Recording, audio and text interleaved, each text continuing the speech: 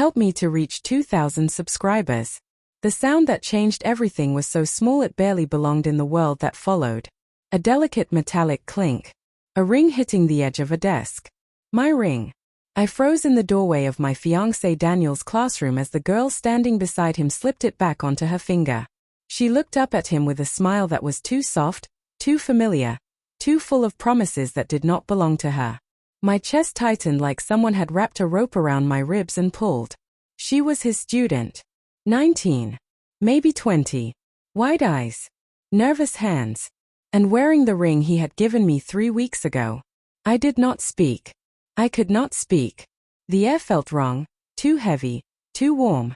Daniel stepped back the moment he noticed me, but the distance came too late. My entire world was already burning. Hey, you are early. His voice wavered in a way he tried to disguise as surprise. The girl beside him looked between us, her cheeks flushing. She knew. She absolutely knew. I forced myself to breathe. I forgot my charger. The lie tasted like metal in my mouth. Thought I would grab it on my break. He nodded quickly, too quickly. Yeah, of course. This is Mia.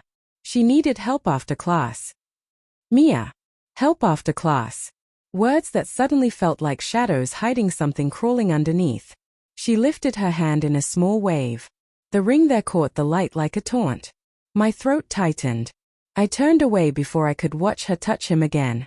When we reached the hallway, I finally managed to speak. My voice came out thin. Why was she wearing my ring? Daniel shut the classroom door slowly. Too slowly. He placed a hand on his forehead. It is not what it looked like. They always say that. Even when it is exactly what it looked like. She found it on the floor earlier and was returning it. His eyes shifted away from mine. I put it in my bag, but I guess it must have slipped out. A simple explanation. Too simple. Too neat. But my heart grabbed onto it because the alternative tasted like poison. She was returning it. I repeated, trying to believe it. Trying to protect the version of him I had loved for 6 years. He nodded, but his shoulders were tight. His jaw was tense. And I knew his tells better than anyone. I let him kiss my cheek, even though the warmth of it made my skin crawl. I let him place my charger in my hand. I even let him walk me to my car. I gave him every opportunity to tell the truth. He took none of them. That night I lay awake, staring at the ceiling while Daniel whispered his usual good night, unaware that something inside me had cracked open. The image replayed endlessly. Her hand. My ring. His eyes softening when she spoke. The familiarity between them that should not have existed.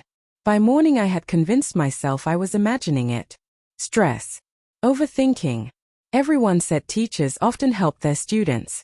Everyone said insecurities could destroy relationships if you let them. I told myself to trust him. I told myself to breathe. Then I found the message. It appeared on his tablet while I was searching for a recipe. A notification that slid across the screen in bright, quiet cruelty. Thank you for last night. I still cannot believe you chose me. My heart stopped. My hands went cold. I opened the conversation. There were weeks of messages. Compliments. Late-night confessions. Apologies for boundaries crossed. Promises that he would figure things out with me soon. Photos I wish I had never seen. He had not only betrayed me. He had groomed her trust. He had convinced her that whatever they had was real. He had crafted a story in which I was the obstacle to their happiness. And the ring. The ring I had thought symbolized our future.